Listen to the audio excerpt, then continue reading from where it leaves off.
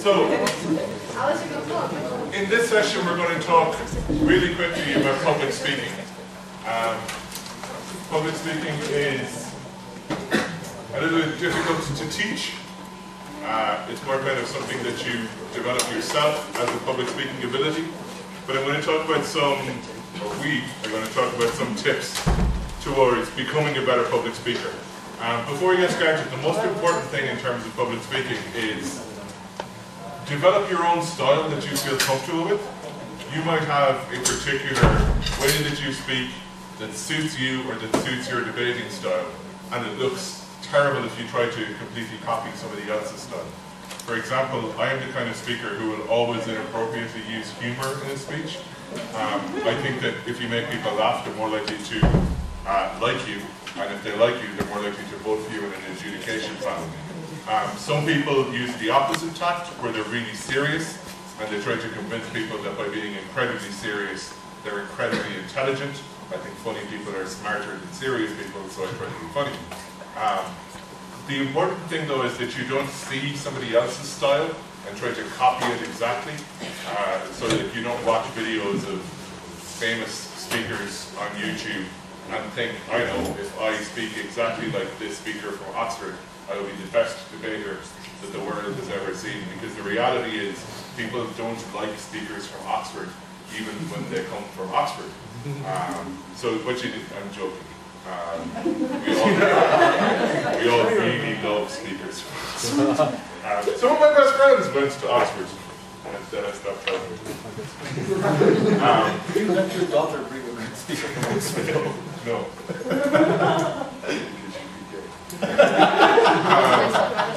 I'm saying all these things so this video can never be used in future.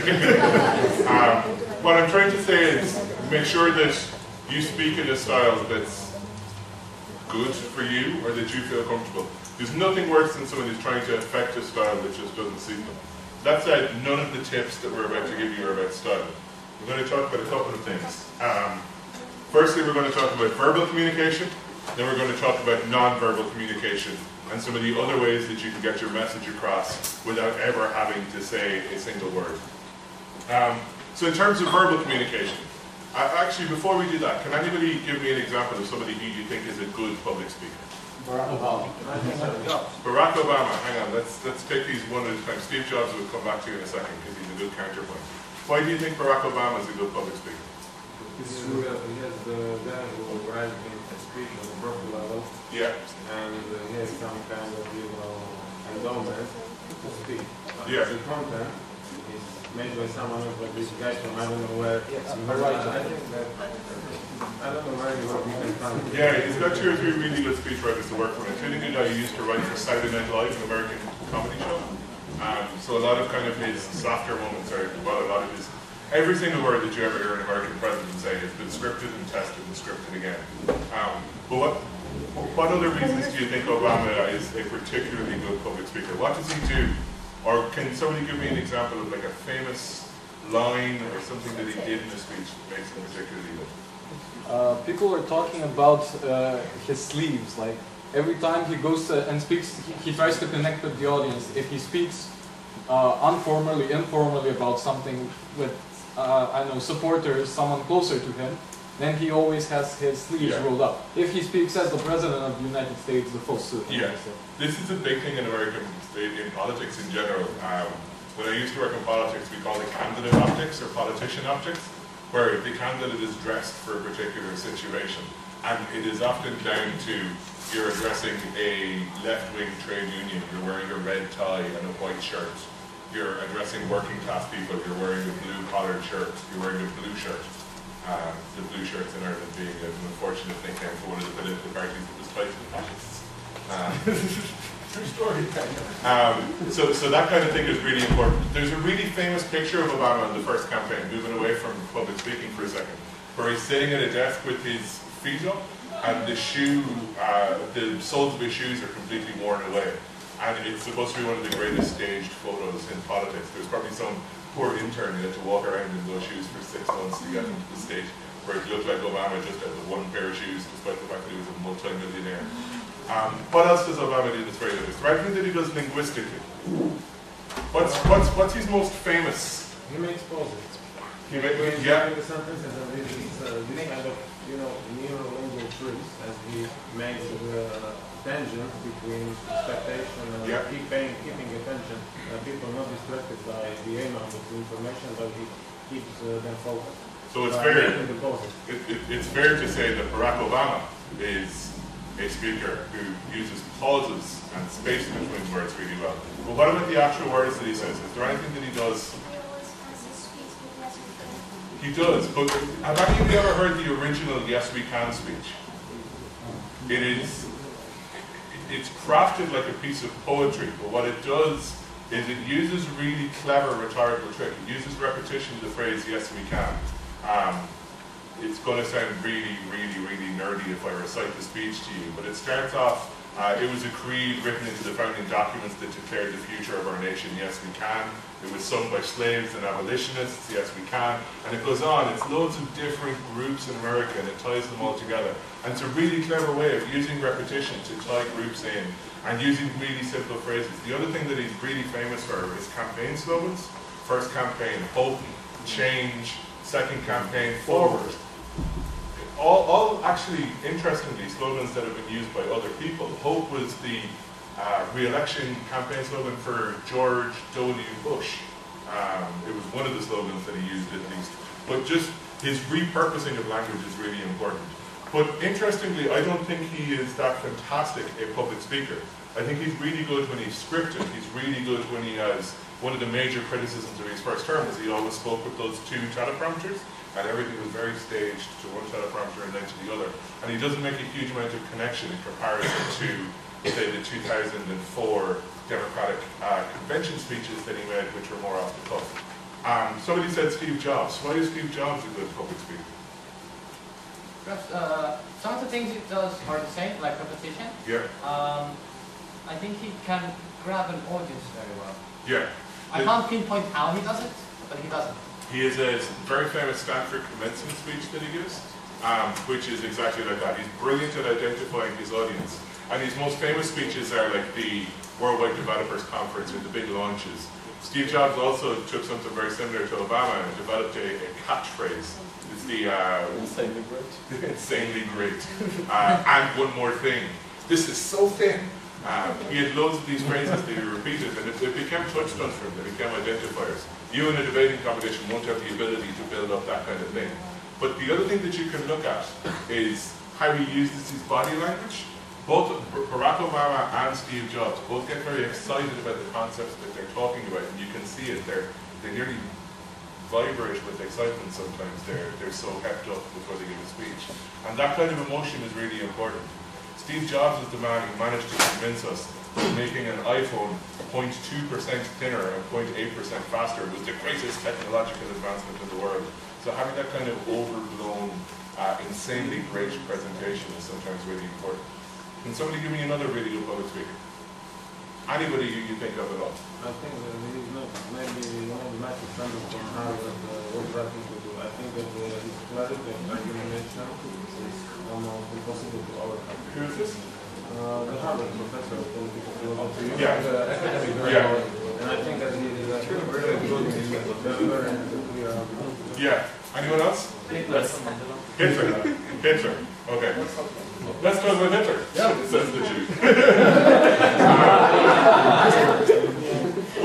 Why was Hitler a good public speaker? Everybody listen to him. So strong. So, Why would everybody listen to it? Let's talk about that. His speech style was very aggressive.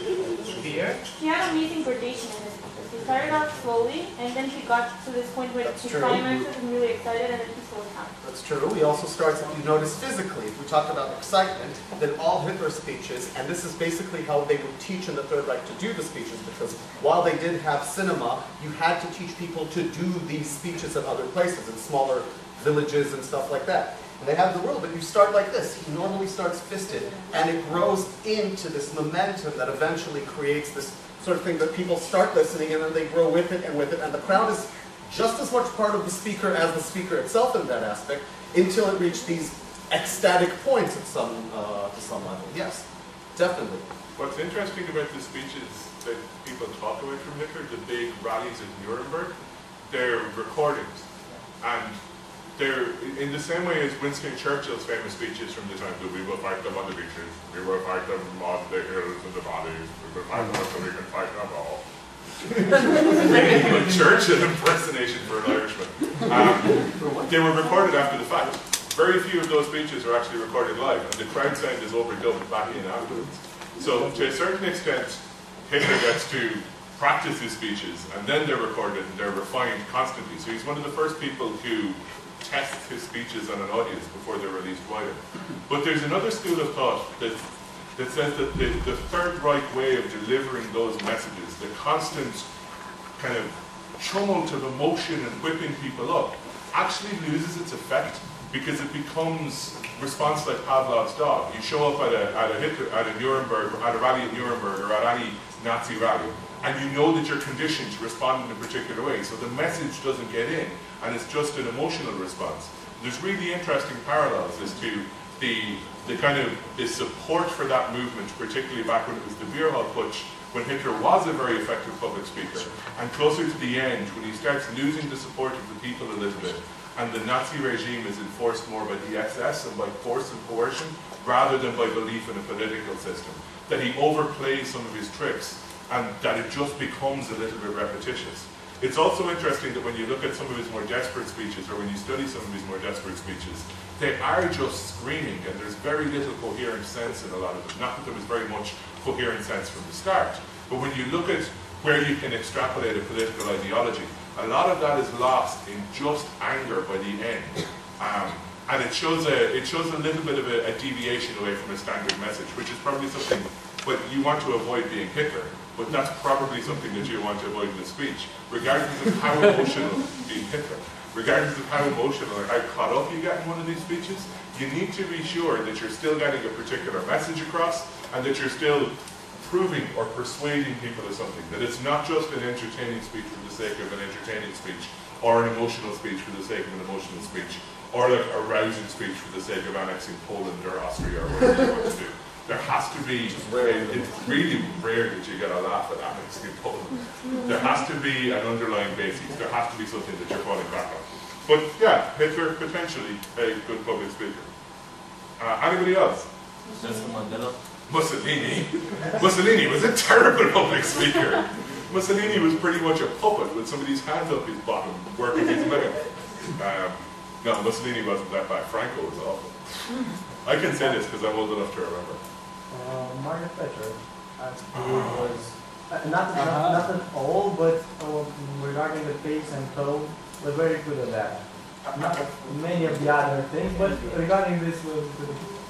Maggie, as Irish people call her, Maggie Thatcher. There's a famous joke that's told in Scotland and in Ireland. There's a big discussion in England as to whether or not Margaret Thatcher is going to get a state funeral when she dies.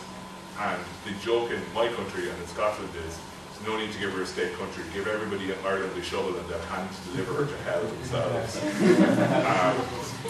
I think it actually started off with a Scottish joke by a guy called Frankie Boyle, who none of you should ever look at particularly. I think it's about time to end it all and walk away from the world. Maggie Thatcher gave two great speeches in her life. The first one is a speech which has the really famous line, "This lady is not for turning," and I love it for that line. And the second one is the Francis of Assisi speech, which is a fantastic speech in isolation, but then you remember that it's delivered on the steps of 10 Downing Street while there's thousands of miners screaming just up the road at her. The amount of pressure that she was under, and to have the poise and message delivery that she had, whether or not you agree with her, there's another famous Irish saying that Maggie Thatcher did a lot for the country, but at least we got some good music out of her. Whatever you think about Margaret Thatcher, she had a very clear message and a very clear purpose whenever she gave a speech. They might not always have been the nicest of things that you were hearing, but they were always very tailored, very specific. And if you analyze the language that she uses, there isn't a spare word ever. Everything is measured for its impact in a way that hadn't been seen probably since Churchill. And they're different speeches to Churchill's. Churchill's speeches are big theatrical speeches. Margaret Thatcher's speeches are explanatory speeches. They're very clear speeches. Anybody else? John F. Kennedy. John F. Kennedy. Martin Luther King. So there's two really interesting parallels between Martin Luther King and JFK. They both were killed? They were both killed. You took my punchline. The first one is they're both talking about similar issues from different sides. Martin Luther King's I Have a Dream speech is very much like the civil rights, we need to do something about these problems, we need to sing it from the mountaintops.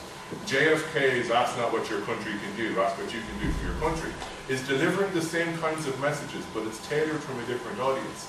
So what's really interesting is to look at their speeches, and also to look at some of the speeches that JFK's brother Robert gave before he was shot, and see how those different perspectives of the same problem all kind of play around each other, and all the very similar things that they draw on. Both interestingly draw on religious metaphors and religious ideology a lot. JFK, first Catholic president of the US, has his own very strong bases that probably not a very good Catholic based on the number of mistresses he's supposed to have had. I can say that because he's dead, it's not Bible. Martin Luther came from more Baptist tradition, so more kind of a more personal idea of God. Rather than received wisdom, Martin Luther King thinks he can be the change that he wants to be. JFK thinks he needs to lead the change that he wants to see. So it's two very different ways of approaching the same subject, but with a lot of similarities between them. Jim, anyway. No, but I'd like to ask, who do you think is a bad public speaker? Bush. Okay, come on, Bush. Okay, why is that? I assume we mean Junior, right? Yep. Very smart. Pardon? Very smart man. Very smart guy. Yeah. Which one, Junior? Junior. Yes, okay. How many people here think he's a bad public speaker, and why? That's what I said. Okay, so let's Well, just... if you get thrown by a shoe, then you're exactly good. Oh, lots of people have had shoes thrown at them. Lots and lots and lots of people have had shoes thrown at There them. are lots of bad speakers. Long and dignified position. That doesn't disprove his point. Okay, so one of the reasons that people say that Bush is a bad public speaker are all of the mistakes that he makes in speeches. Pronunciation. We're gonna fight those evildoers. Fool me once, shame on me. Fool me twice, I won't be fooled again. But you know what Bush did? Bush first election loses the popular vote, is elected by the Supreme Court because of a massively controversial poll in Florida. One of the most controversial election results ever. And then what does he do? Starts two wars, presides over an economic depression, starts giving away tax cuts to the wealthy while decreasing spending on welfare. And 4 years later, he wins a majority. So regardless of what you think about him as a public speaker, I would actually argue that he's a very good public speaker. If you compare some of the comments, I'm going to try to tie my shoe while I'm doing this. If you compare some of the comments that Bush made in order to connect himself to the Republican base with some of the comments that Mitt Romney made, so George Bush could never be accused of not understanding the common man. He was the guy who says, we're going to find these terrorists, now watch this drive. Mitt Romney gets up and tries to connect with the common man, and the best he can do is, NASCAR. Some of my friends own NASCAR teams. Two people from very similar backgrounds, both incredibly privileged, both incredibly wealthy. But George Bush appeals to working class voters and designs himself to appeal to working class voters. If you think George Bush is stupid, you are entirely wrong. This is a man who went to Harvard, who can remember the names of every person that he has ever met. A very, very, very intelligent person. Maybe not applying that intelligence in a way that you might like, but he's clever. He's got a very high IQ. He might be a little bit kind of ADD in terms of where he applies it, but he's a smart man. No, not at all. I think the Harvard thing, it's actually Yale, but yeah. Oh, sorry, Yale. He was one of the worst American presidents for everyone outside America, but he was a clever guy, got himself elected twice. You do that. Once. Bad public speaker. Give me one. I want to say a good speaker, Gandhi. Gandhi was a great speaker. Best? Yeah. Well done. Last chapter. Bad public Chaplin was good. Chaplin was good. Bad public speaker. We tend to forget bad public speakers. Everyone remembers the The good Pope. ones. They're both now. Why is Pope Benny a bad public speaker? We can call him that in Ireland. We're down with him.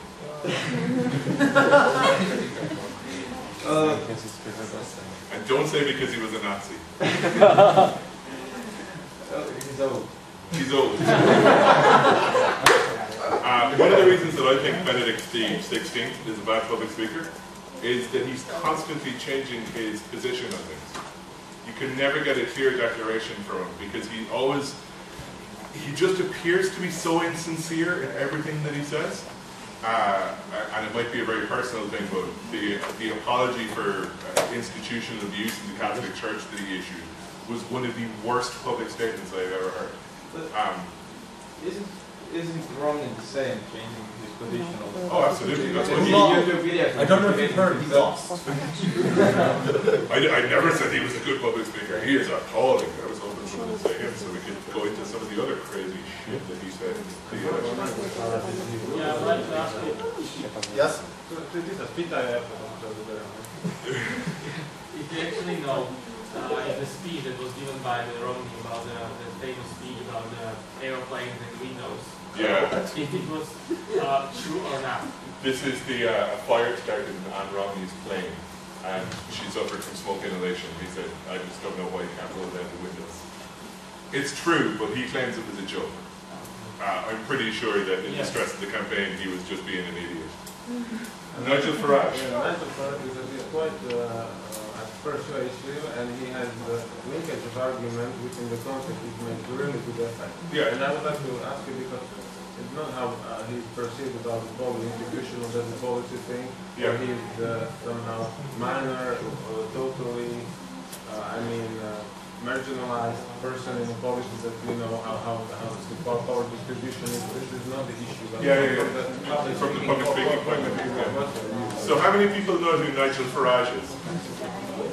Nigel Farage? He's an English politician.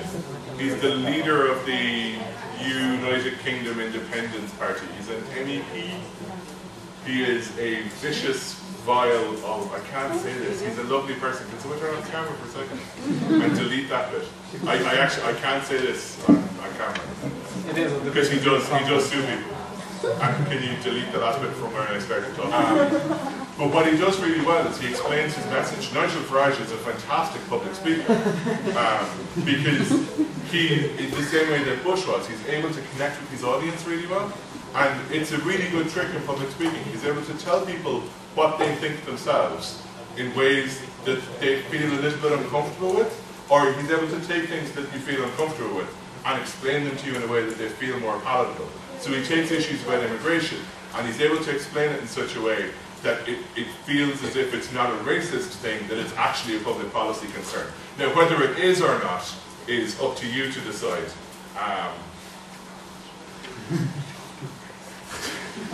But it's an issue. I voted for the UK Independence Party in the first election when I lived in the UK. This is a true story because this is on camera, and I've told this story to many people. They offered £50,000 for recent immigrants to go home if they got into power. And a Ryanair flight had cost me about 50 quid, so I'd make money if I had gone back to Ireland after they got in. So I voted for them. I didn't. I voted for the Lib Dems, and that's even worse. Muhammad Ali. And Tyson. The two extremes. Okay, so what is the difference? Those golden public speakers. Can you turn that off for one more second? Just leave it off. And what's the difference between Mike Tyson and Ali is a magician. Ali didn't bite. The great dropout. Tyson really grabs you. if you believe the court evidence, Tyson grabs more than your ear. That's obtuse enough to let that in the video. Everybody from Muhammad Ali was the first sports personality. He was the first person who came out and said, "I'm so pretty, nobody can hit me." Float like a butterfly, sting like a bee. I turn off the light, I'm in bed before it's dark. If you even dream about hitting me, you better wake up in the morning and apologize. He was the first person who made a personality about himself, and then interestingly became an incredibly politicized personality when he switched from being Cassius Clay to Muhammad Ali, when he got involved with the Nation of Islam and the Prophet Elijah Muhammad, peace be upon him. Just spent a week in Harlem. I kept saying that shit to people in the streets. It's awesome. But everybody since has tried to impersonate that. So every sports personality that you see putting themselves out as a personality has been trying to emulate Ali in a way. And some people get it and some people don't. Some people become celebrity without ever doing that stuff, like for example Beckham, who's a terrible public speaker. Some people emulate him and try to be this big bombastic person and never quite achieve it, like Dennis Rodman with his weird hair. And Mike Tyson. Mike Tyson, who is the unfortunate affliction of being an incredibly large, massive, would beat 17 shades of tar out of you just by looking at you, man, with the girliest voice in the world. So when he tries to sound tough, it just sounds weird. He started. Okay, so good public speakers, bad public speakers. Let's start analysing some of the things that make them good. What are the most important things you can do vocally to make yourself appear to be a good public speaker? What do all of those good people have in common? Don't be monotone, because monotone can be very boring altogether, can't it? You don't really want to listen to that. Whereas if you go up and down and you're really animated, it's much better. Yeah, having some variety in the pitch of your voice. What else? You know, Variety in the speed of your voice. Variety of the speed, yeah. Don't stutter. Why are you stuttering, Bob? It's very difficult because you can't understand what I want to say. I can understand exactly what you want to say. Try to say that he can't understand what you want to say. Yeah. Yeah, but it's really annoying. Hey, I only started debating because I had a stutter. And sometimes it comes back when I'm very nervous. I don't think anybody who's ever seen me speak has seen it, but it used to happen. It's not necessarily a barrier to understand. Now? Wow, no, I don't think a stutter is necessarily a problem. I think there are worse things that you can do than trip over words. Particularly, let's be honest, if you're debating in a second, third, fourth, fifth, or sixth language, stuttering or pausing over words is definitely not an issue. Bad dictation? Bad diction can be a bit of a problem, mostly because if you have bad diction, sometimes it can sound like you're saying a rude word when you say diction, and sometimes it sounds like you're saying diction. I've got terrible diction because I'm Irish and we automatically try to squeeze in all of the words that we can, because back in the old days the English would stop us speaking.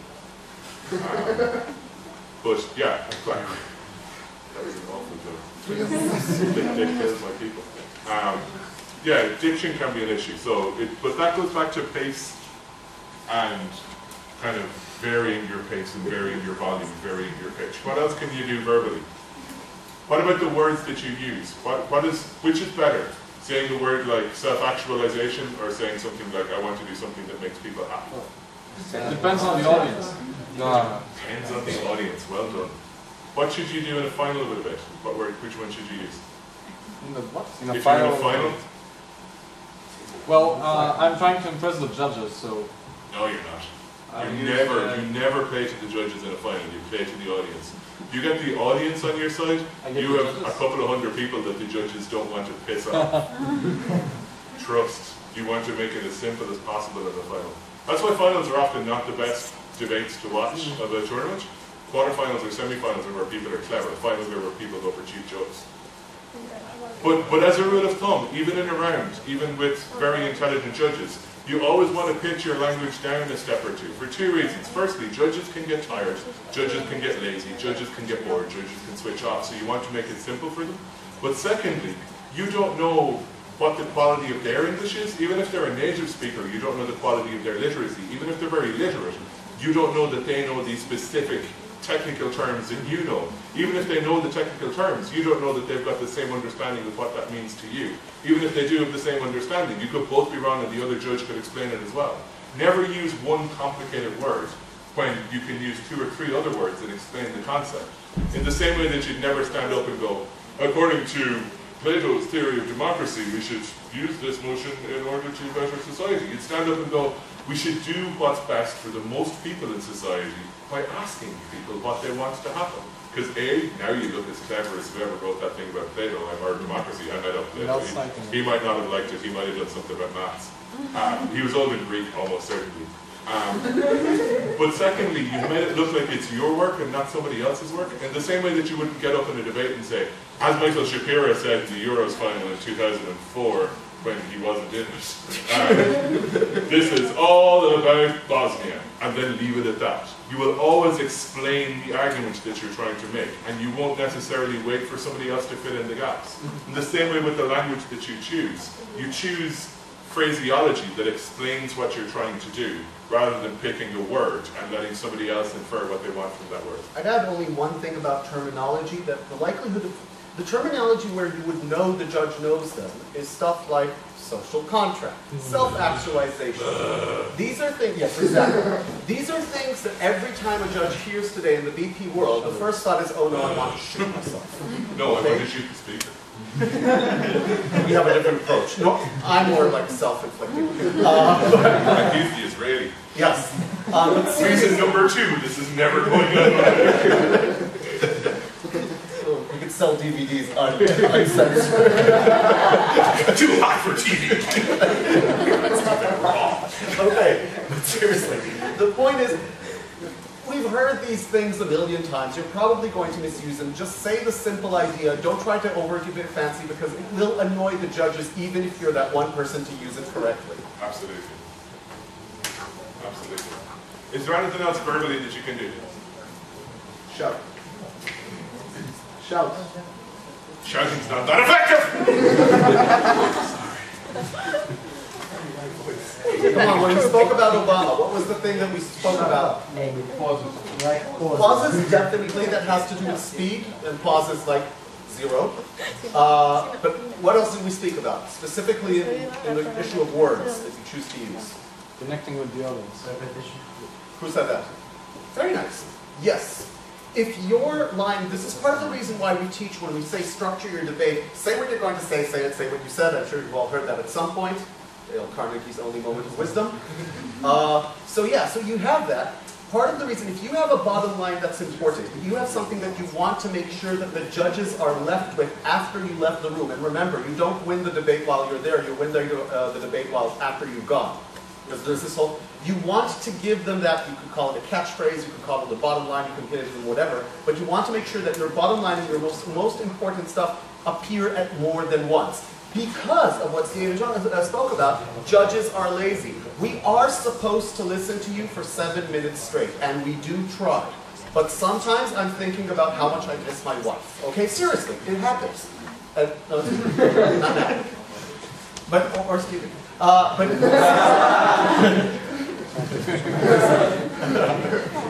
Okay, so the point is, remember that you're talking to an audience that is not going to follow you 100% of the time, and you want to make sure to nail it. So yes, if there's something big, if there's some idea, don't call it self-actualization, but remember to repeat it. Remember to, when you sum up, that to go back to those main ideas. Make sure the message is still using synonyms isn't a brilliant idea. No, have a team line. We think the most important thing in this debate is the enforced underpants wearing of monkeys. And in my speech, I will say, we want to force monkeys to wear underpants as many times as I can. So when I walk out of the, hopefully it's connected to the motion. So when I walk out of the room, the judges are like, yeah, the forced monkeys. I could have picked any other example of a phrase. This is like a Freudian test going on here. What's happening right now? Freudian test is where you say one thing and mean your mother. You want to have that kind of an impression. It gets so bad sometimes. One of my best friends tells a story about the first time she ever met me, which was in a debate in Galway, and I accidentally took off my top and stood and screamed at the judges, me, it's all about me, for 30 seconds. It took a second. That's all I'm saying. Take off your top. Don't take off your top.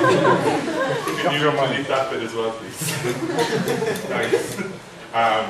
Yeah, so you've got these kind of things where you want to have repetition. There's other stuff that you can do, which I'll talk about which we'll talk about at the very end, or exploding opposites, and different linguistic tricks that you can use. But that's the basics. Let's talk about non-verbal stuff. What is the most important, the single most important non-verbal thing that you can do in a debate to create a connection between you and the audience and give you incredibly important points? When judges are thinking about exactly what it is that you said. What's the most important thing you can do? If you don't know by now, you're an idiot. Eye contact. You shouldn't ever touch yourself in a special way. The judges then. Oh, yeah, you can touch the It judge. depends Eye on how you contact. find special. But why don't we start with eye contact before we go into that? When does your non-verbal communication with the judges start? This is something that people The moment miss. you're in the when you room. walk. The second you enter the door, even if you're first prop and they enter just in order to put their bags in, that is when the debate started for you. Okay? There is not a single moment where you are not transmitting to the judge, I am fucking winning this. Okay? It's okay. It's an issue. Like that. This is Article will be in what? Is this being live streamed? Yes.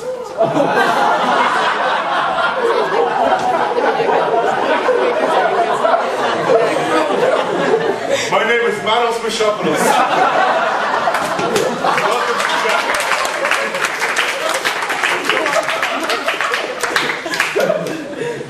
Yeah, so Anat Shapira is right. The important thing to do, the minute that you walk in, your entire body language, everything that you're suggesting to the judges is that you're entirely comfortable and you entirely want this debate. The worst thing you can do after your speech, even if you have had the worst speech of your life, I'm going to gamble that nobody is watching the screen, even if like you have completely ruined your argument, in ruining your argument, you've destroyed your partner's argument, you never walk back to the table upset and sit down and turn to your partner and go, I'm sorry. you sit there as confident as possible. If you do it, I know you do it because you two are laughing, so this is something that's happened pretty recently. Okay? Let's say you're right and you absolutely screwed yourself over, okay? And you can't know that because there are 7 other speakers who may very well screw themselves even more, so you still could be winning this. But the point being is you have to understand that especially in big tournaments like Euros, Worlds, stuff like that, and any other decent IV, there are wings there who are probably less experienced than you. What will happen is maybe you did screw up, but they didn't notice it. Then you sit down and they see you apologizing to your partner, crying, texting home to say this was a big mistake. And yes, but that was just twice. Okay, and you see the situation, and what happens for the wing is the wing starts saying, I must have missed something. In a situation where he or she would normally just, I'm assuming the judge is more experienced, so fine. And what happens is that if the chair is not sure, if the chair is like, you could be a third or a fourth, he doesn't know, the fact that the wing thinks you guys were okay could mean a difference of a point. And a point is break. Okay? Everything, a whole point is not something you give up. So even if you know you screwed up, you continue the show as if you're winning it. Even down to single speaker points. Yep. Your one speaker point can be the difference between 4 and 5, between 8 and 9, between 32 and 33, between whatever Breakup World University is going to be this year, and whatever Break World Universities isn't going to be this year. The year I won Worlds, if I had had one less speaker point, that's it, I would not have broken. Okay? That's how much a difference a speaker point can make. I fucking can't. Stop swearing, your wife's this is my job. No, it's too late. Very interesting how you bought that. Pardon? It's not live streaming. Oh, that's good. It's because it's not connected to the computer. How can you do live streaming? It is still like Yeah, it's still my job. Like I said, Manos Mishopoulos. So, eye contact. Eye contact is incredibly important. Can anyone tell me why eye contact is important? Apart from being able to flirt with someone. I just did that for a joke. I'm sorry, you're probably underage. That was actually really interesting because both of you thought that I was saying it to you. I was actually looking at you. So that's the first rule. Eye contact, you don't actually have to be looking at somebody. You can look in general areas and lots of people will think you're looking at them. None of you know who I'm looking at. It's the best fun I've ever had. In fact, it's probably better not to look just at one person because because that's really, really creepy. If you're person for your whole speech, that's really off-putting. My second point's about Hitler. Eye contact does 2 things. Making eye contact makes it seem as if you're more open with your ideas. It makes it seem as if you're inviting a challenge and you're not actually inviting a challenge. So it makes it seem as if you're more comfortable with your material. But it also opens a dialogue. It's harder to ignore somebody when they make eye contact with you. It's harder to write off their points or to write off what they're saying when they're looking you in the eye, when they have that sort of conviction. Because that's what you do when you're arguing with your friends or with your parents or with somebody who's important to you outside of the debating world. You make contact with them and you try to reason with them on a one-to-one level. And that's what you're doing when you're making eye contact. It's a one-to-one type thing. And remember what I said about judges thinking about other irrelevant things? It's harder to think about irrelevant things when the person speaking is making eye contact with you. Much harder to be asleep when someone's looking at you. Yeah. No, seriously, it's harder it's a natural thing, you all have it, for the mind to drift to other things. So eye contact. What's the second thing in terms of non-verbal communication? What's the other physical thing that you can do? Using your hands. Using your hands. Oh, yes. Three tips from politics for gestures. First one, when you want somebody to agree with you, all of your hand gestures are like this. They're all inclusive, they're all bringing people in, they're all making you agree with me because I'm very clever. These are proposition hand gestures. When you want somebody to stop doing something, it's amazing the difference that these cues can have. Immediately it becomes more defensive. I'm not saying it's a bad idea, but maybe we shouldn't let Hitler be in charge of Germany. it's this kind of thing. It's more kind of, whoa, calm down. And it's the same as what you do with your friends. The third one is never ever point at somebody in a debate. It immediately puts a barrier between you and the other person. Instead, you have something which Bill Clinton, I think, first used, which is called the soft point, which is like this. And you point with your knuckle. It's amazing. It actually gives you something to do with your hand. It's my default position with this hand now. The other one is always open, but this one is always in a soft point. Because pointing actually enforces and emphasizes. It's actually pretty close. Pointing is actually really effective because it gives you something to do which punctuates a word, which punctuates a sentence, and it punctuates a speech. But you don't want to be accusatory. You don't want to force yourself into an adversarial position. So instead, if you have this, you're having the same effect, but you're not throwing up as much of a barrier. Two things to never do when you're standing at a podium. The first one is this. Because at best, that looks like you don't care. It's too casual, and it's way too laid back. At worst, it looks like you're just being disrespectful to the judges. Because you're assuming the position of a surly teenager. He's like, yeah, I don't care what you say, I'm going out with my friends. And I'm going to drink. And you're not the boss of me, just because I live under your roof and eat your food. The second thing that you never do, it is a known fact, an absolute known fact, that when human beings tell lies or feel insecure, it protects their neck and their throat. So if you've ever seen debaters who do this, or debaters who do this, it's a comforting thing. It's exactly the same as doing this. Never do this either, because it makes, again, it's the same thing. You never want to construct a barrier between you and other people. Even if this feels really comfortable and you've got the nicest armpits in the world, you really don't want to do this, because it just looks creepy. And your hands get sweaty. So it's all about choosing the body language that you use. You could naturally be somebody who's really jumpy and really leapy around the place. I'm a smoker. If I come up to the podium with anything in my hand, it immediately becomes a fake cigarette, and it's a crutch. You will have whatever you do yourself. Sometimes it works for you, sometimes it doesn't. The important thing is you need to have some level of body language, because this is just really weird. If someone is just standing stock straight and not moving at all, it just looks bizarre, and it looks really forced, and it doesn't look natural. It's about having a natural conversation. So stand with your feet about shoulder width apart, face the judges square on, so you're standing directly behind the podium or the table with your notes on it, and you're addressing the whole room. You're moving around the room as you're talking, you're addressing your body language to different people as you're facing towards them, because it'd be really weird if you were here while you were talking over here. You also don't want to be the guy or girl who moves around too much, so pick an area and stick with it. Don't be the person who's like, I think that's a really interesting point. Well, actually, I think you'll find if you look at the 1967 United Nations Protocol, they found something completely different. There are ways to move around, but they are in a, you kind of imagine yourself in a box, and you can move forwards and backwards, and a little bit to the left, and a little bit to the right, but that's your box, and you don't go outside the box. You stay in the box, you don't go for a wander, because again, it looks like as if you don't care about the debate, you're not paying a huge amount of attention. Could I just put like a caveat on everything we're saying here? Everything we're saying here is right. Is right, and good ideas. But, okay, Don't get overstressed by the fact if you notice you have a crutch. If you notice that what works for you is walking around more and that makes your speeches more effective, then screw everything he said. If you notice for some reason that you do much better without eye contact, then that's what works for you. And that is much more important than any rule given to you in one of those self-helps, how to speak in front of people and influence them. Okay? Yeah, absolutely. Sorry, So- I meant that the books are ridiculous, not you. Oh, okay. Yeah, like I said at the very start, whatever works for you, these are just the general rules that will work for most people. One of my friends, best debater I have ever seen, gives his best speeches sitting down. Swear to God, I don't know what it is, but he's so much more convincing when he's sitting down. Weird. That's very Oh, he's not a wheelchair. He's just lazy.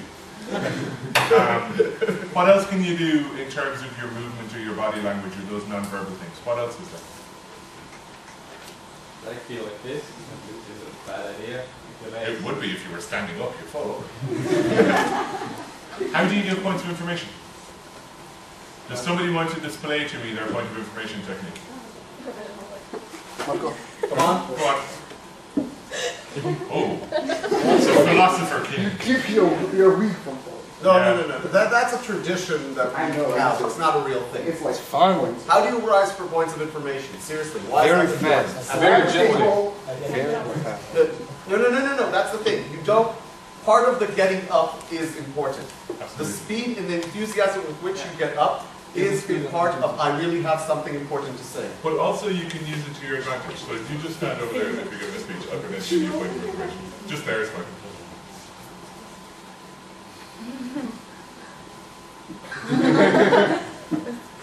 More likely to be taken if you look hesitant. If you've got a really killer point, you never want to be the guy who's like, I will never take that person. A, because they're bipolar. And B, because clearly they think their point is awesome. If they think their point is awesome, chances are, unless they're an idiot, their point is awesome. I'm like, no thank you, I'll wait for your slightly more slow to react friend to this guy. If you stand up kind of slowly, maybe a little bit quizzically, not really sure what's going on, I think I might have something cool. If you've got time, sometimes you can take it more often. Vary it up. Don't always be the person who... another great English debater who has long since retired and now tabs competitions instead, has perfected what I call the Superman death stare POI, where he delivers a point for information with a pen like this.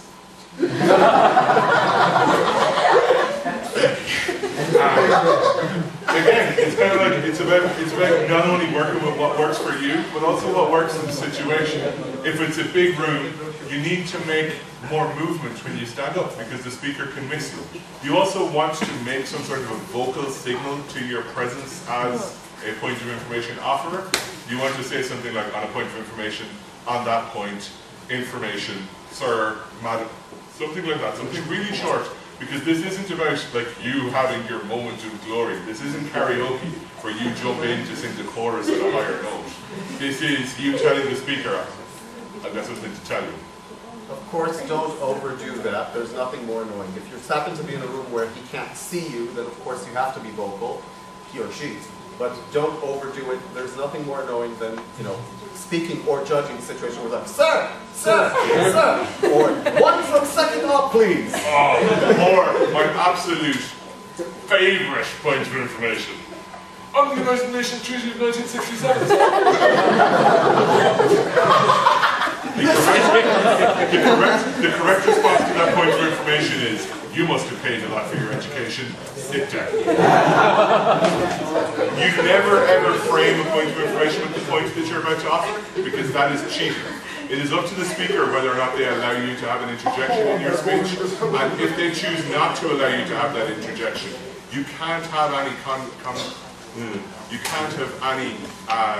what's the word I'm looking for? Interjection. You can't have any impact on their speech unless they give you permission to. So by framing a point of information with the piece of information that you want to present them with, you're cheating.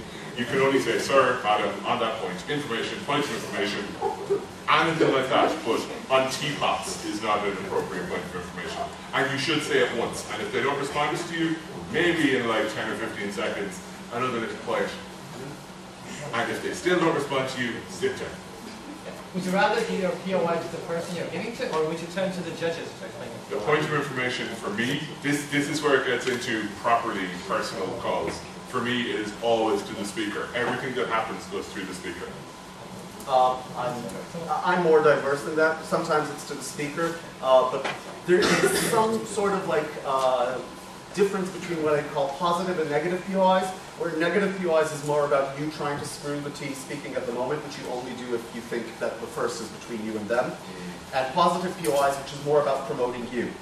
And that's mostly the kind of POIs I give, and normally because those are the kind of POIs I look for, which is basically reminding them of my material or setting up my material, I personally tend to turn towards the judges. I have been told by some that people find it rude, so that should be taken into consideration. But yeah, I would definitely say to the judges something like a framing sentence and then what I wanted to say. But it's definitely becoming more fashionable, if debating can ever be fashionable, to offer points of information to the judges rather than the speakers. But in the same way that like debating kind of drifts in and out of these types of things. So, in terms of rejecting a point of information, what is the appropriate way to reject a point of information? Sit down. What I like to call the effeminate way. If you have the time, no thank you. Always nice to be polite.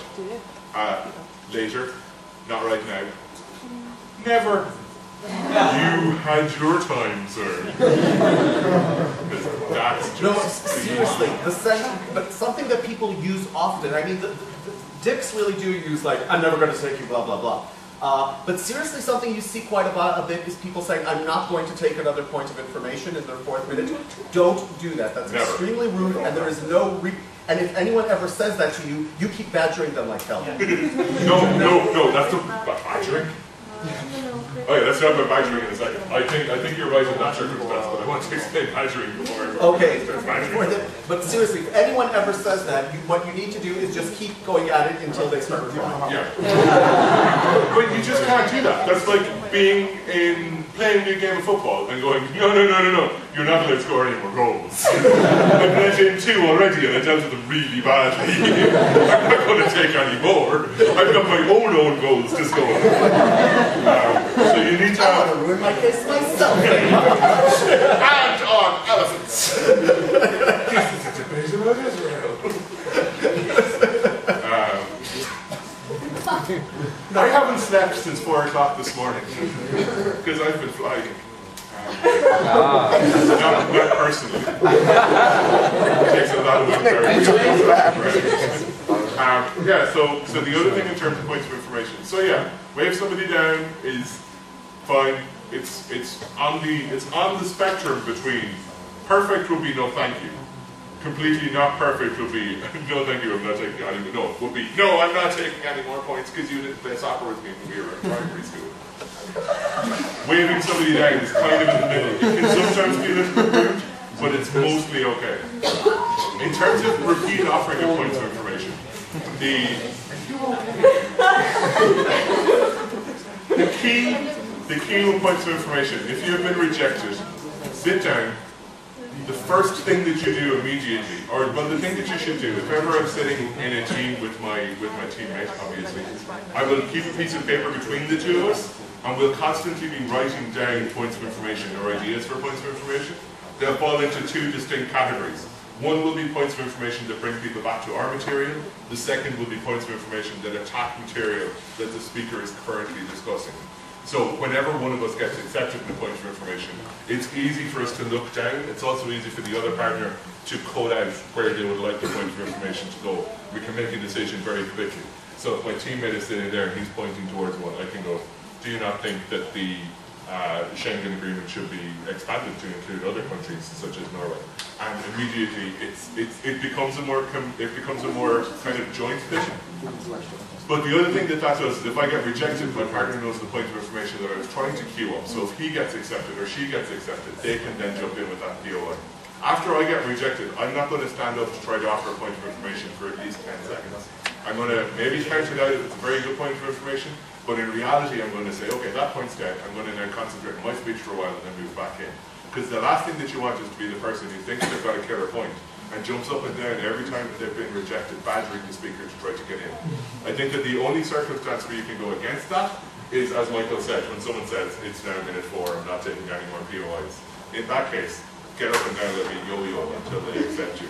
Make them feel pain for saying that sentence in a debate. But in any other circumstance, you don't want to badger, you don't want to barrack the speaker. Why not say I'm not taking any more POIs? Because like if you take them 3 away, and you just say, don't bother me, I just want to speak. Well, you shouldn't have taken 3 POIs within the first 3 minutes of your speech. Not first minutes, like in the 5th minute. Right, in the 5th minute, you only have a minute of people being able to bother you. You probably shouldn't have taken 3 POIs anyways. Here's the thing. A POI basically is, like we said, the show always goes on. So even rising for a POI that was never taken is part of the debate, whether we like it or not.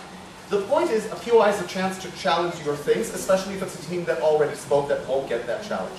By saying this, you are basically kind of like trying to cheat your way into more protected time than you deserve. You have 2 minutes of protected time where they're not allowed to challenge you. I think that even by the fact that they rise up to something you said, even if they're not taken, it's a way to signal to the judges we did have something to say about this. Yeah. This may change things, and where does this change things in real judging? For example, if your argument, your third argument, for example, was the killer, well, you were second op, for example, okay?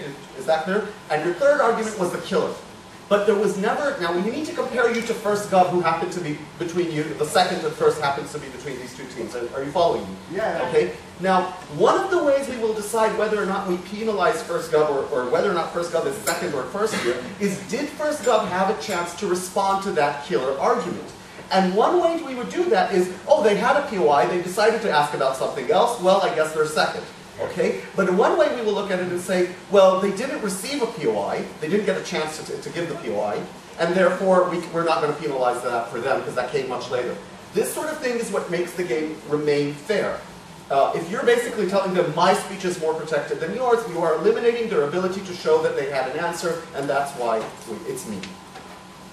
Yeah, but in another perspective, because a lot of the times when people are badgering you, they're just getting up and down, they don't really have any substantive POIs.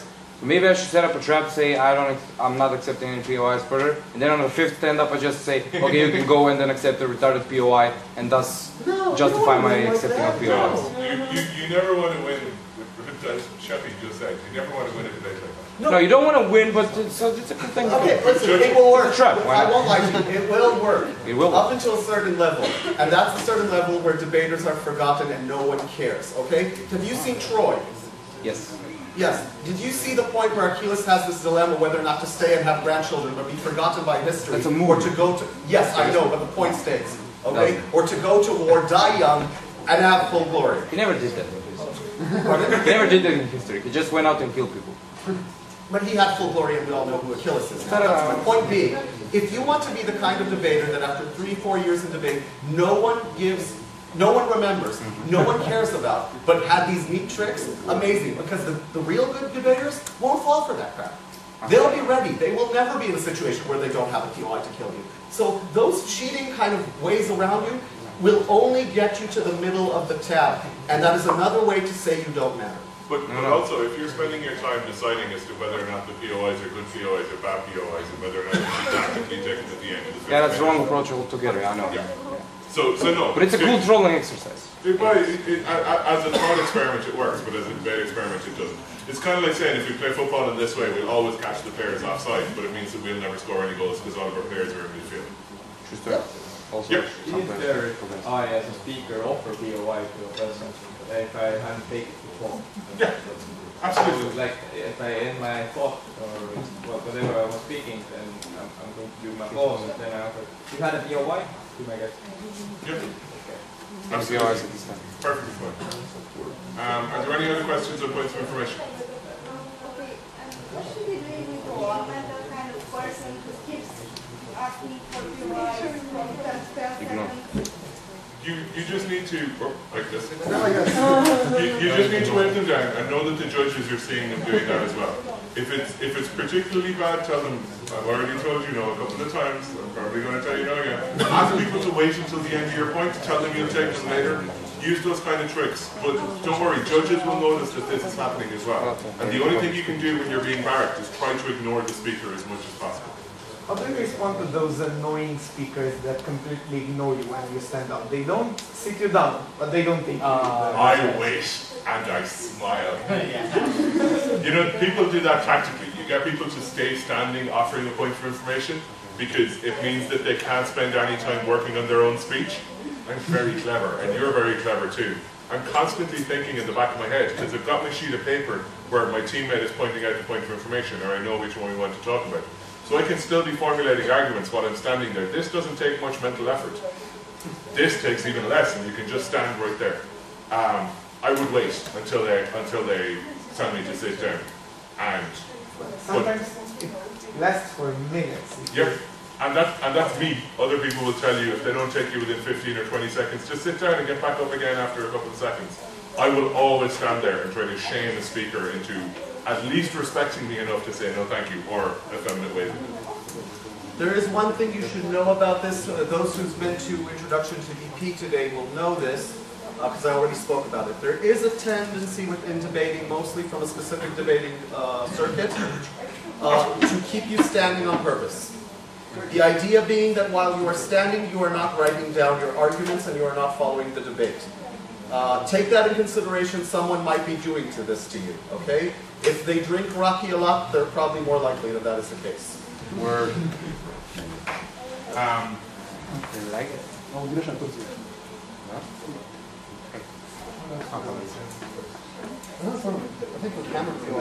Can I use somehow as a good speaker in debate mix and tactic that twist the truth and talk about?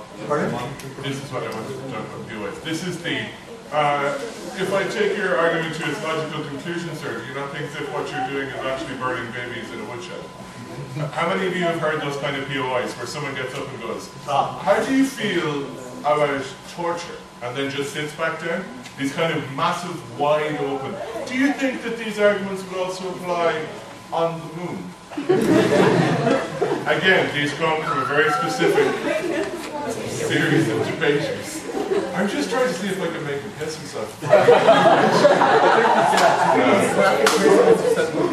think you can. So you get these kinds of points of information that don't appear to have any connection. There are two ways to respond to those.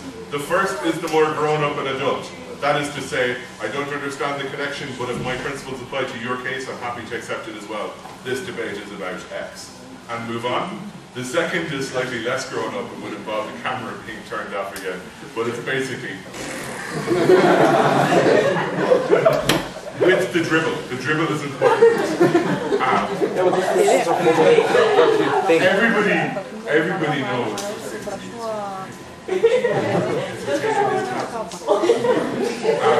The second one is just to go, listen, I know what you're doing. You know what you're doing. Oh, you're asking a question. I know what you're doing, you know what you're doing. We both know this is the game. You're going to stand up in a couple of minutes and go, that speaker just said he likes torture. Here's why that is the same as banning beef. It's these kind of constructed arguments that make no sense, but they try to make you make a concession in your point of information. The easiest way to deal with it is, that's not really what we're talking about. I don't understand it. If it is the same, fine. If it's not the same, doesn't really apply anyway, because we're talking about this thing here. We're not talking about your thing. So, does that answer your question? No. Not really. I thought we had moved away from POI. Oh, sorry. No, I remember the POI thing. But the question about POI was also a good answer, but not my question. Okay, but it so was your question. How are you not laughing at that? That is gold. What was your question again? Because I think I imagined your question as being the question I wanted it to be. Now he's broken. What's your question? Me? Yeah. No, I have one. Since a lot of the POIs are formulated in do you think or do you not think that or this, can I, if a POI is being ridiculous, just say like yes or no? Yeah, absolutely. If a POI is ridiculous, go no. And then move on. I mean, if it, like speaking in debate, a lot of things it's like are maybe relevant in this debate, but which are like a little bit twisting the truth or trying to manipulate your words. Yeah. Is it like somehow fair and somehow into the debate that is it like good or bad? Lying. It's not lying. We're talking about politicians who like Yeah. It's like It's just kind of like saying this situation is exactly like what happened in the Basque Separatist Republic about 7 years ago there, where they had some cheese, and the cheese went off, and then they decided that they'd bomb the cheese, and the cheese exploded and went everywhere, and that's how they eventually closed the cheese sandwich. It's taking an example and twisting it to suit your circumstances. Yeah. You can do it if you can get away with it. The difficulty whenever you try to read something so it suits you is that your opponent can get up and go, it's actually not what happened. And you never seem like a liar in those cases, because if you find one of those things, you never paint the person who said it to be a liar. You paint them to be stupid. Because if somebody has lied, they've only lied in one argument. If they're stupid, all of their arguments are irrelevant. So you always go after, you never accuse somebody of lying in a debate. You just say, they fundamentally misunderstood. How many times have you heard that phrase? My opponent has fundamentally misunderstood international politics. By which I think mean you'll he's find stupid. that the actuality is. that's every debate I saw with people. Okay. So that's what you want. You want to be really careful, because you don't know. You could make a claim about like sub-Saharan Africa, and then have someone who's doing a PhD in African politics coming up after you. So always try to stick as closely to the truth as you can, or as fair a version of the truth as you can. Is there anything else in terms of public speaking? I told you. It stopped being public speaking a long time ago. Oh, yes. It's just become POIs and the Stephen and Sheppy show. In terms of big audience debates, we've already touched on it, and this will be the last thing, and then everyone can go and do whatever they want to do for the evening, unless you've got any questions. I have. Oh, sorry. Michael's got some stuff. I want to read out something I wrote. Is it a poem? It might be. In terms of big audience debates, 3 things that you need to do.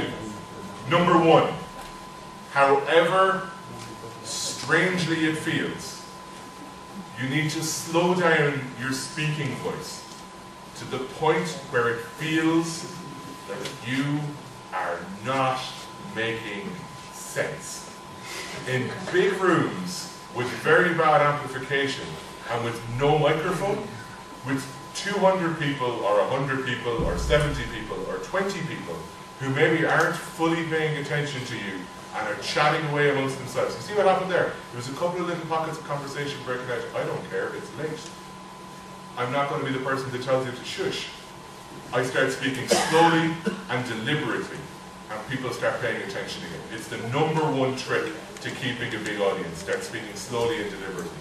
The second thing is you never want to shout, but you want to project your voice much more than you would in a small room. And that's easily achieved by keeping your back up, the very base of your spine. You want to tuck it in, almost to the point where you're like pretending that you're pregnant. Unless you're actually pregnant. In which case, pretend that you're more pregnant. And you shouldn't be debating anyway, it's bad for the child.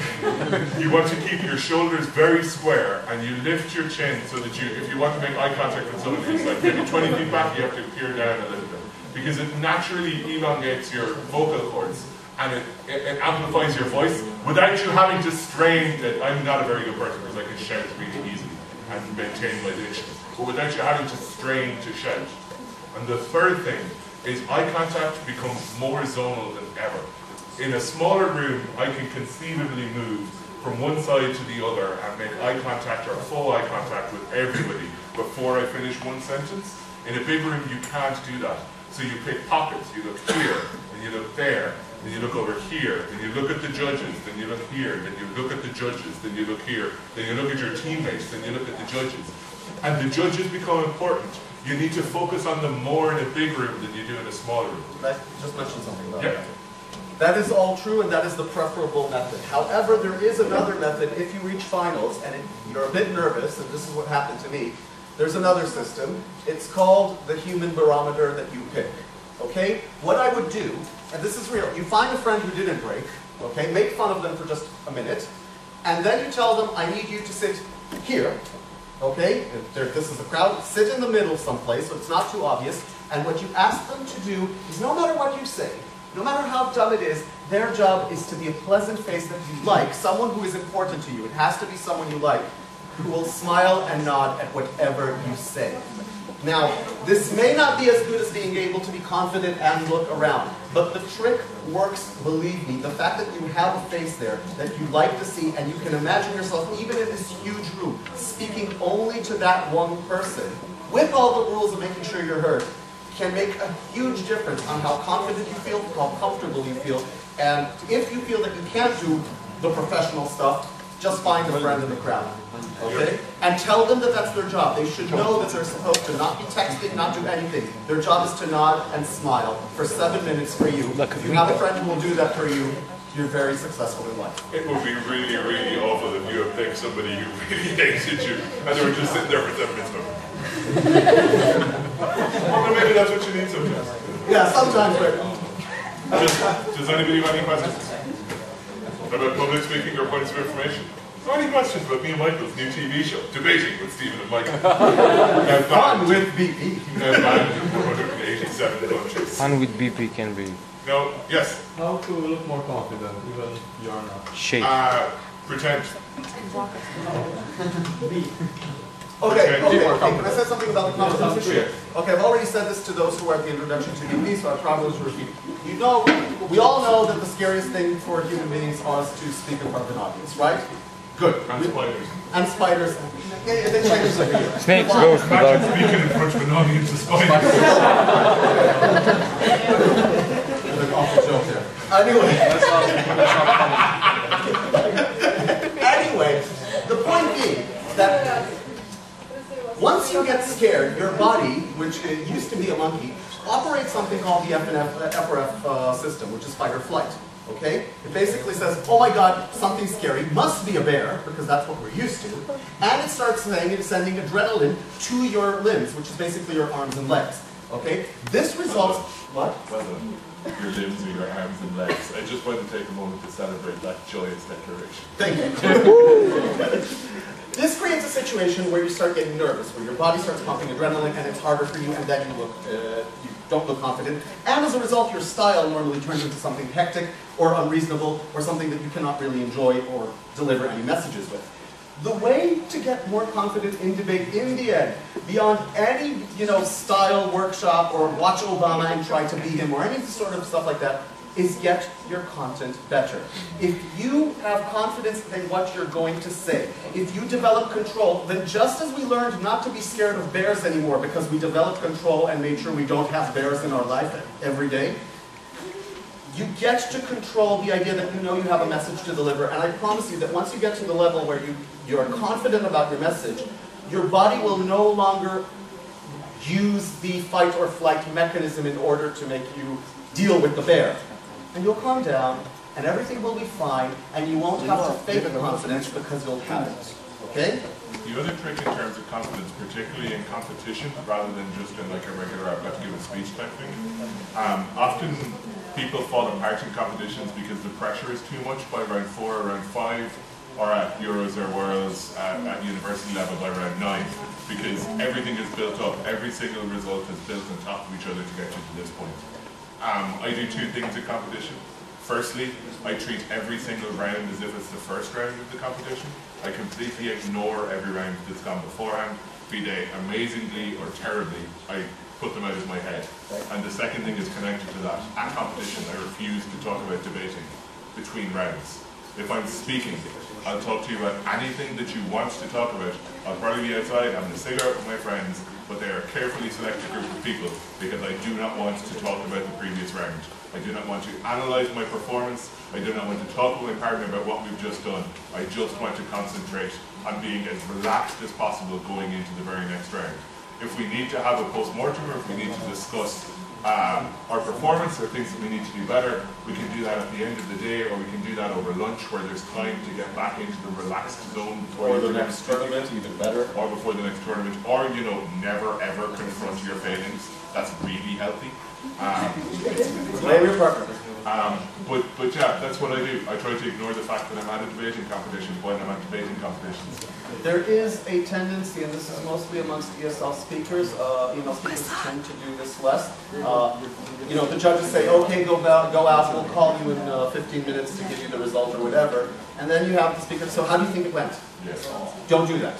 Don't do that. It will put you in a nervous spin. It would put you in what poker players call is on tilt, basically.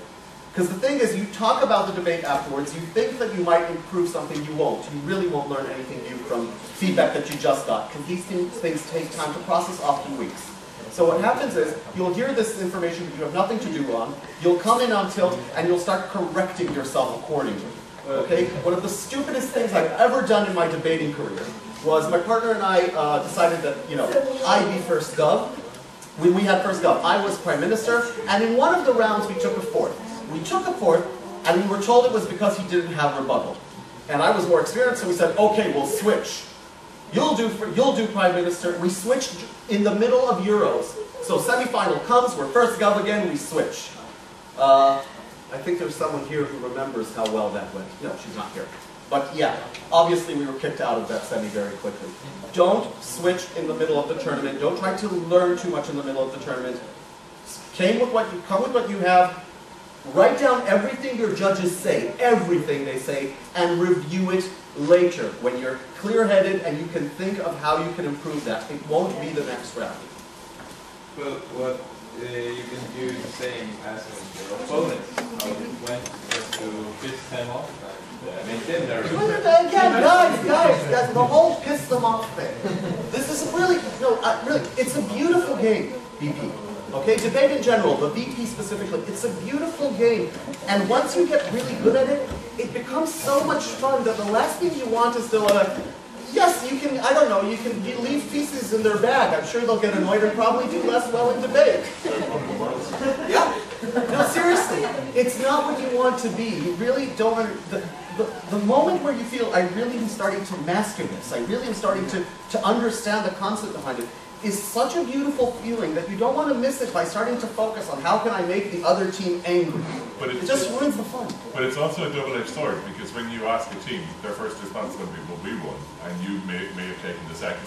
And straight away, you've been like, aha, how do you think you did? We'll put them off. Oh shit, we took the second? No, I was really confident. And now I don't think I could ever speak again in front of people. Like, it's kind of like you want to treat other people like you want to be treated yourself. Like the usual response to that question is that, I don't know, not too well, I think you were better. Yeah, not too well, I think you were better. Good job. And in the back of your head, when someone asks you that, you go, oh, I don't know, it's very close, but I think you might have shaded it. You go, we won! I killed you! That point about Maggie Thatcher was brilliant! I think the interpret says you're the last place. Yeah, which happens all the time. Yeah. Any other questions? It doesn't happen all the time. I'm very good at debate. Before that, we have talked about the speed of our voice. The speed of our voice on the audience, on public speaking. But even though it's not that public speaking, what about the speed of our voice in the debate? How is that?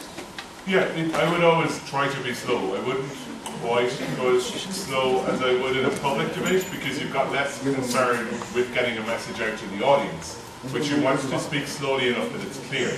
So Irish people are often told that they speak too quickly, and my natural speaking style is actually quite fast, because we do actually talk really quickly. We talk really a lot with our hands. We also have really thick accents when it's not refined, so it can be quite difficult to understand what we're saying sometimes, and it gets worse then when we're around other Irish people, and eventually it gets all nasally and it's really hard to understand. And that is much closer to my actual accent than this is. So my speaking voice has changed completely over about 9 or 10 years of debating. And it's become more like this. It's become slower, it's become more deliberate, it's become more deliberative. Because it sounds as if I've thought more about what I'm saying. If I say to you, I think we need to take some sort of action in Iraq, because Saddam Hussein is perpetrating a regime of violence. That's from the grave. That is much. I was going back in history, so I didn't have said anything. That is much more persuasive than going, you know what we should do? We should go into Iraq and we should bomb the place because Saddam's a bastard. By talking more slowly, You give nearly. Not take a little dribble killer. By talking more slowly, you're also giving your brain a chance to catch up with your mouth. So you're refining the words as they're flowing down through your nose and then out over your tongue. I thought that'd work, didn't the moon? Show finger. Just in case for the moon. Okay. Here we go. If there's no more questions, Push the pressure. go and have fun. What? Push the pressure. Put him in the room. Put him in the room. Oh, if everyone could at some stage this weekend get the phrase "put him in the room" into one of your speeches. We've just decided that that's going to be the unofficial catchphrase for the competition. Put him in the room.